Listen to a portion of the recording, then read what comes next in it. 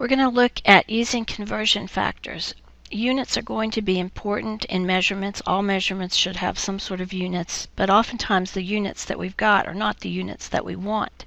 So conversion factors can help us change units, and they can also help us work word problems, because oftentimes a conversion factor is going to allow us to figure out the answer to a word problem. Word problems typically have equalities in them, and that's what a conversion factor is. So when you're using a conversion factor, it is like multiplying a measurement by the number 1. It doesn't so much change its value as it does change its units. And a conversion factor is going to start out as an equality. For example, 12 inches is equal to 1 foot is what we would call a defined equality that everybody agrees with, and it is actually an exact equality if you're talking about significant figures. These have an exact number of significant figures, so they do not relate to how you round something off. But when you use algebra, and what you can do with this equality is we could divide both sides by 1 foot. And this is true of using algebra. If you do something to one side of the equation and you do it to the other side of the equation, you haven't changed the fact that the two sides are equal. But if we do this, you'll notice that this 1 foot over 1 foot divides out and is equal to 1. So therefore, 12 inches over 1 foot is equal to 1.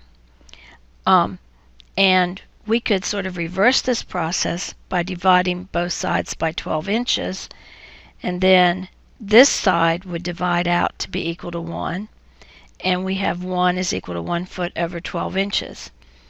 So you will see this in your textbook that given any equality, you can write the equality two different ways. It doesn't matter which one is on top and which one is on the bottom, but the top needs to equal the bottom,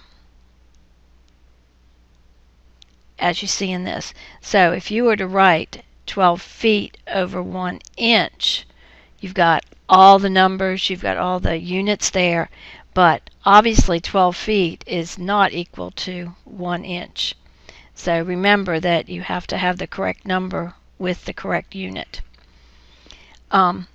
So this really means that either of these two numbers, because they're equal to 1, are multipliers that don't really affect the value, but they will allow you to change the units.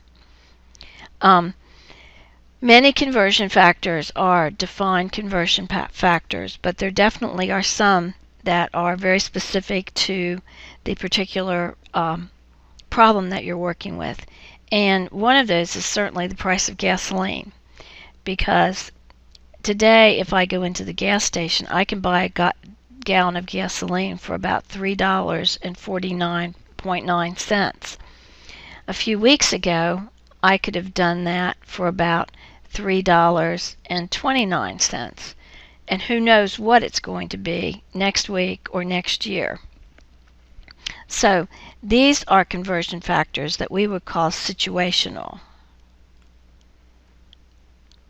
But they depend on the situation, or they are given in the problem. Now when we use a conversion factor, we're going to have some given information, and then we're going to set it up that we will cancel out that given unit and put it into a new unit.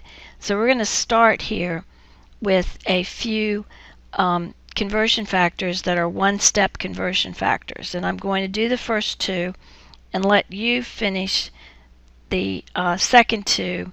We'll come back, review those, and do this one, which needs several factors. So, for example, if we have 240 inches and we want to find out the number of feet, we need to use a factor, and we want to cancel out the inches and put it in terms of feet. And because we should know the conversion or the equality between inches and feet, that there are 12 inches in 1 foot. And the math that you will be doing here is 240 divided by 12, and you don't need to multiply or divide by ones because that doesn't change anything. and this is equal to 20. So we can see that the inches divide out, and our answer is equal to 20, and the only unit that is left is feet. So 20 feet.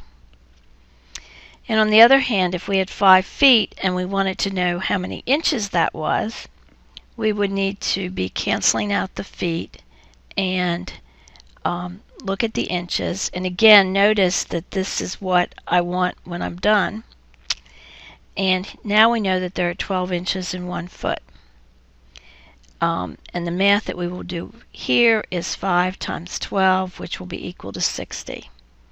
So our answer is 60 inches. The feet are canceling out. And again, this is like one big fraction. 5 feet times 12 inches divided by 1 foot. So you are canceling out the feet. You have 5 times 12, and your answer will be in inches. So you should already have your papers out that you're working with and writing things down as I'm doing this. So if you would do the next two, and then in the next video clip I will review those and go on to some other ones.